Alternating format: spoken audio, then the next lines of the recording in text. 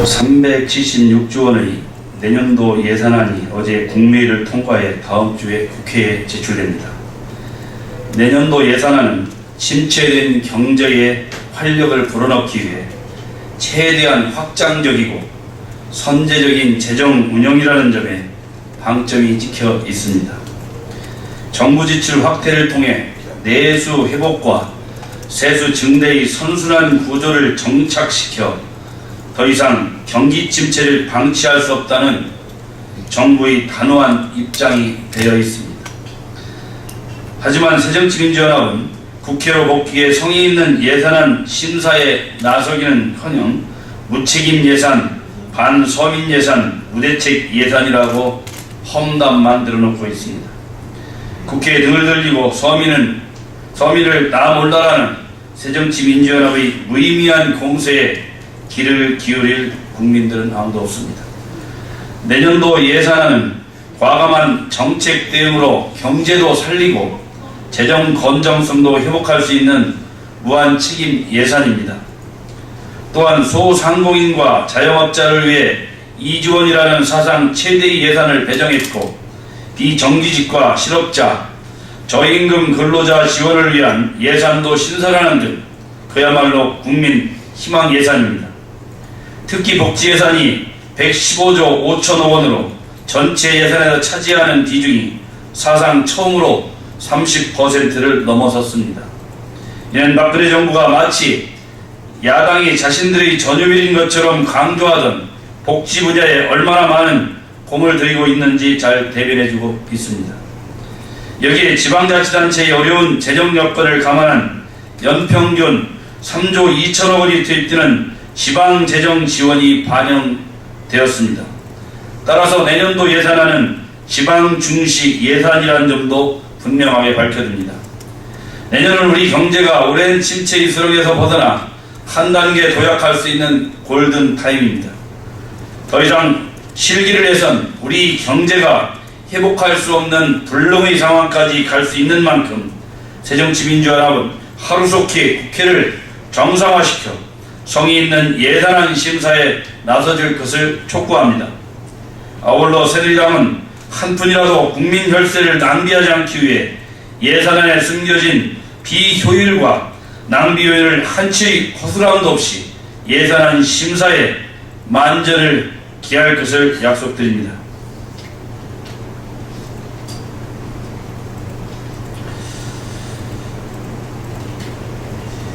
두 번째 브리핑하도록 하겠습니다. 새정치민주연합이 박영선 원내대표의 복귀에 이어 문희상 의원께서 비상대책위원장으로 추대되었습니다. 문희상 위원장은 대표적인 의회 민주주의를 신봉하는 정치인으로 새누리당은 국회 복원을 위한 문희상 위원장의 역할에 기대가 큽니다. 다행히 문 위원장께서는 오늘 한꺼번에 다시 사는 길로 가야 한다며 세월호 특별법 처리와 국회 정상화 의지를 표명한 데 대해 새누리당은 크게 환영합니다. 이제 더 이상 국회를 방치하고 민생을 외면해서는 안 됩니다. 이런 어려운 민생 앞에서 당내 계파로 인한 집안 싸움으로 국민을 외면해서는 안 됩니다. 국민과 민생을 제쳐두고 그 무엇도 우선될 수 없듯이 새정치민주연합은 국회 정상화와 내년도 예산안 심사, 세월호 특별법 처리에 성의 있는 자세로 임해야 될 것입니다. 일자리가 없어서 이력서만 들고 길거리를 헤매는 청년들, 경기 침체로 문을 닫아야 하는 소상공인과 자영업자들을 위해 국회가 본연의 역할을 다해야 할 것입니다.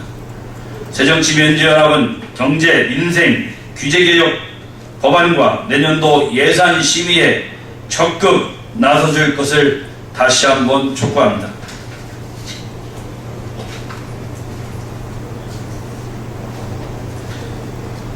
전교조의 편향적 이념 교육에 대해서 브리핑하도록 하겠습니다.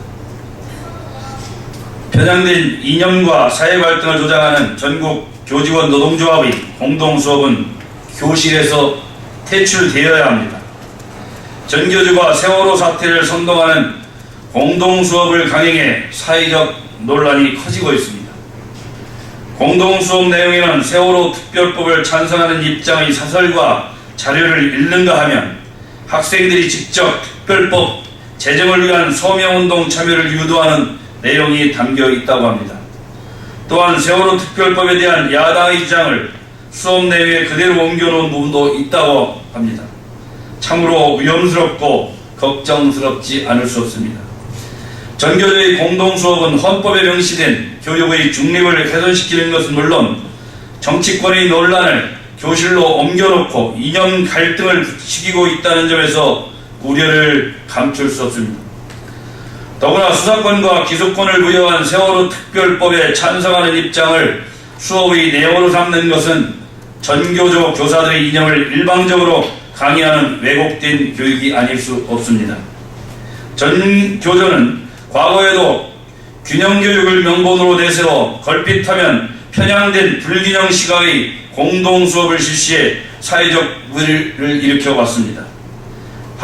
한미 FTA와 이라크 파병 수업, 사립학교법 수업 등 전교조는 교육의 이름으로 사회적 갈등을 부추겨왔습니다.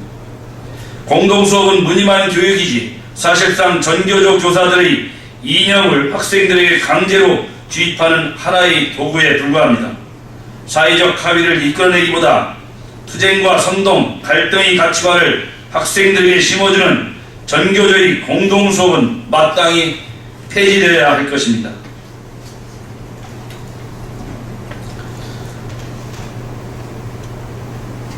다음은 국회의원의 품위를 손상시킨 김현 의원에 대한 브리핑을 하겠습니다. 지난 세월호 참사로 294명이 사망하고 10명이 실종되어 지금도 수색작업이 계속되고 있습니다. 또한 9월 정기국회 개회 20일이 지났지만 경제 민생 법안들이 무더기 방치되면서 경제의 골든타임을 허비하고 국회의 중요한 의무인 예산, 결산, 심사, 국정감사도 중단되어 있습니다. 이런 엄중한 시기에 새정치민주연합 김현 의원과 유가족 일부가 술을 마셨다는 사실과 국민의 한 사람인 대리 기사에게 국회의원을 존중하지 않는다는 이유로 시비가 벌어져 집단 폭행을 했다는 사실은 많은 국민들에게 큰 실망을 안겨주고 있습니다. 김현 의원은 다음날 아침에도 피해자와 국민에게 사과를 하는 것이 우선이었습니다. 하지만 김현 의원은 국회의원 권위를 내세우며 시민을 몰아세우더니 폭행 현장을 말리기는커녕 책임을 묻는 순간에는 난 책임 없다며 비겁함을 보이는 무책임의 극치를 보였습니다. 또한 한밤중에 유족 대표들과 술자리를 함께한 것이 올바른 처신이었는지 다시 한번 묻지 않을 수 없습니다. 한 언론사에서 새정치민주연합 김현 의원과 세월호 대책위 임원들이 대리운전기사를 폭행하는 모습을 본 목격자의 진술 내용을 공개했습니다. 방송에 따르면 폭행사건 목격자는 대리운전기사가 너무 오래 기다렸다 가겠다고 하자 김현 의원이 너 어디가 거기 안 서. 너 그 몇 분도 못 기다려. 너 내가 누군지 알아라고 소리쳤다고 말했습니다.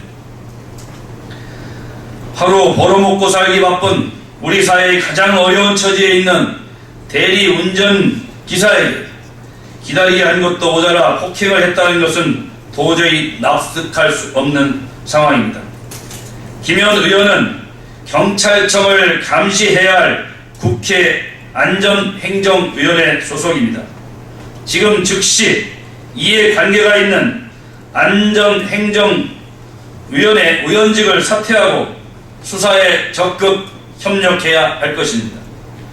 자신으로 인해 빚어진 충돌이기 때문에 그 누구보다도 현장 상황을 잘 알고 있을 김현 의원은 사건의 실상이 축소, 은폐되지 않도록 경찰 조사에 상세하게 밝혀야 할 것입니다.